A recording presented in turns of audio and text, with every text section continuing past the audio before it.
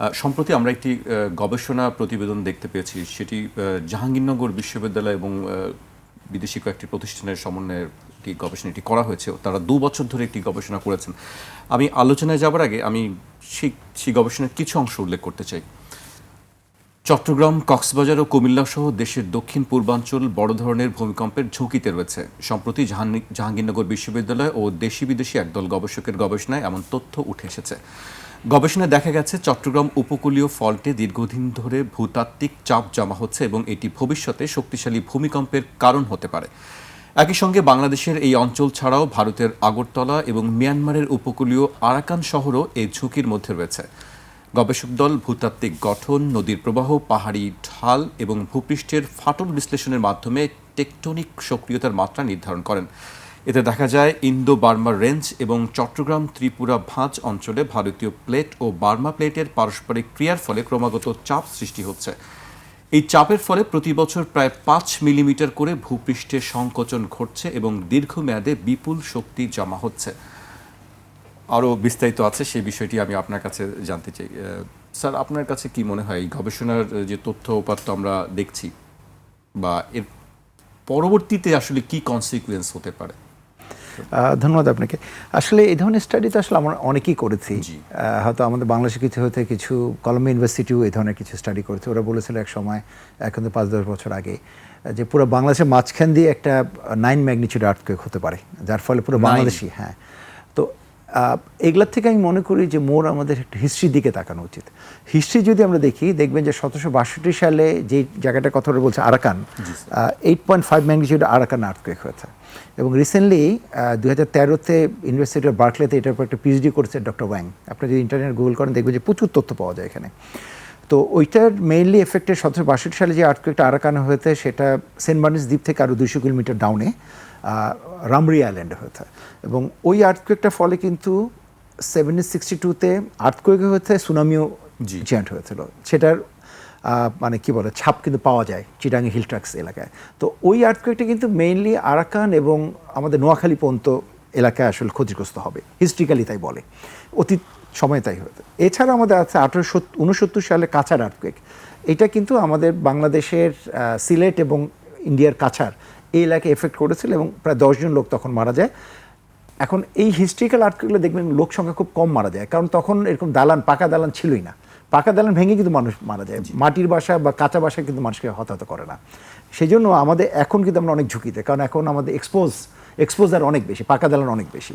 এরপর আছে 1885 সালে 7.1 ম্যাগনিটিউডের, যেটার জন্য যমুনা ব্রিজ ডিজাইন করা হয়েছিল। এটা বগুড়ার কাছাকাছি, মানে সিরাজগঞ্জে হয়েছিল। সিরাজগঞ্জ আমাদের একটা ডিস্ট্রিক্ট। তার মানে দেখেন 1762 সালটা হচ্ছে যে বড় আর্থকুয়েক, সেটা নিচের দিকে আরাকানে। 1869 সালে কাছাড়, সিলেট।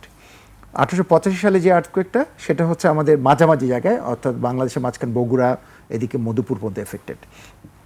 এরপর একটা বড় আর্থকুয়েক হয়েছিল 1897 সালে, এটা 8.1 ম্যাগনিটিউড আর্থকুয়েক, যেটা আমাদের ঢাকা থেকে 230 কিলোমিটার উপরের দিকে বলতে পারেন আসাম এলাকায় হয়েছিল। এবং তখন 1542 জন লোক মারা যায়।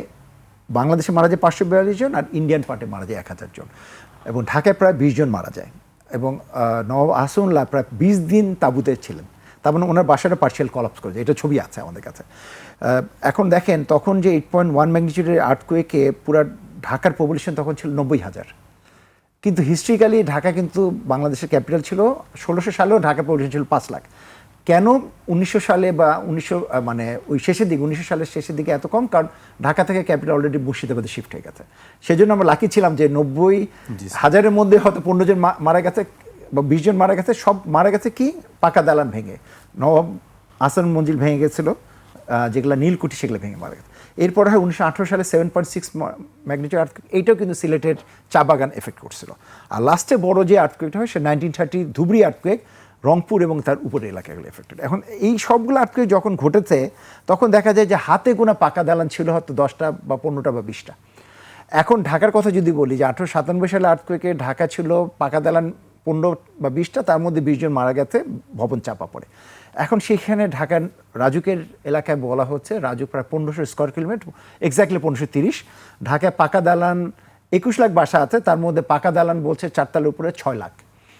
এখন একটা বড় ভূমিকম্প যদি এখন আসে, আমরা রিসেন্টলি জানি যে 2023-এ কিন্তু ব্যাক টু ব্যাক দুইটা 7.5 ম্যাগনিটিউড আর্থকুয়েক হয়েছে টার্কিতে।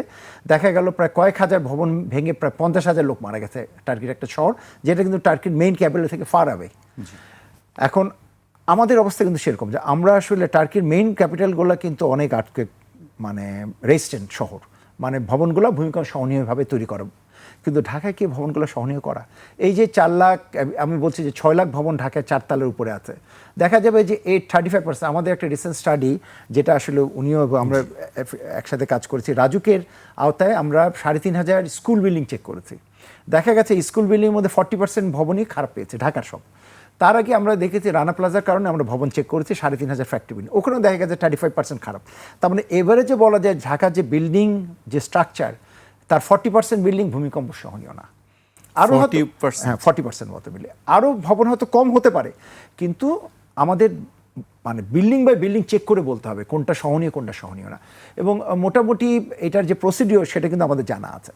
এখন আপনি যে প্রথম যে প্রশ্নটা করলেন, তার মানে আমাদের এখানে কিন্তু হিস্ট্রিক্যালি দেখা যাচ্ছে এরকম 6টা বা 7টা বড় ভূমিকম্প হয়েছে, এবং এগুলা সবগুলাই কিন্তু বড় দুর্যোগের সমান, কারণ সবগুলো 7 ম্যাগনিটিউড। যেটা দেখা গেল যে টার্কিতে এই ম্যাগনিটিউড আর্থকুয়েকে কিন্তু 50,000 লোক মারা গেছে, ভবন ভেঙে যায়। এখন আমরা আরেকটা জাস্ট সিনারিও জাস্ট বলে শেষ করি আপাতত। সেটা হচ্ছে 2010-এ দুইটা ব্যাক টু ব্যাক আর্থকুয়েক হয়েছে। একটা হচ্ছে চিলি, আরেকটা হচ্ছে হাইতি। হাইতি আর্থকুয়েক হচ্ছে 7.3 ম্যাগনিটিউড, চিলি হচ্ছে 8.8। হাইতি আর্থকুয়েকে মারা গেছে 3 লাখ, ছোট আর্থকুয়েক কিন্তু রিলেটিভলি। চিলিতে মারা গেছে 500 জন। একটাই কারণ, বিল্ডিং কোড এনফোর্সমেন্টে চিলির জুরি নাই। চিলি একদম অন্যতম ওয়ার্ল্ডের, এবং যেহেতু 1960 সালে ওদের একটা বড় আর্থকুয়েক হতো, ইকোনমিক্যালি ওরা সাউন্ড, তারা বিল্ডিং কোড এনফোর্স করছে, তার ফলে কিন্তু মানুষের হতাহতের সংখ্যা, ওদের কিন্তু 1 লাখ 2 লাখ হতে পারত 8.8 ম্যাগনিটিউডে, কিন্তু মারা গেছে 500 জন। সেখানে হাইতিতে কোনো বিল্ডিং কোড নাই, একটা 7.3 ম্যাগনিটিউড যেটা 8.8 থেকে প্রায় 800 গুণ শক্তি কম, মানুষ মারা গেছে প্রায় 3 লাখ।